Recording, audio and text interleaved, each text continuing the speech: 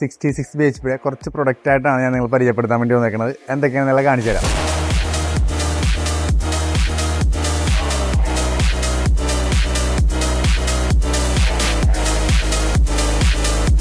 അപ്പോൾ ഈ മഴക്കാലത്തൊക്കെ വളരെ ഇമ്പോർട്ടൻ്റ് ആയിട്ട് മാറേണ്ട ഒരു പാർട്ടാണ് ഡിസ്പാഡ് എന്നുള്ളത്.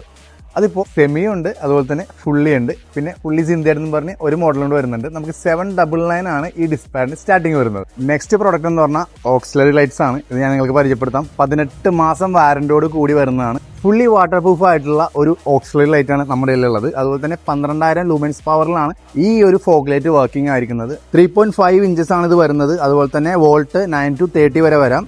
ഒരു ഫോഗ് ലൈറ്റ് വരുന്നത് 55 വോൾട്ടിലാണ്. 110 വോൾട്ടാണ് ടോട്ടൽ വരുന്നത്.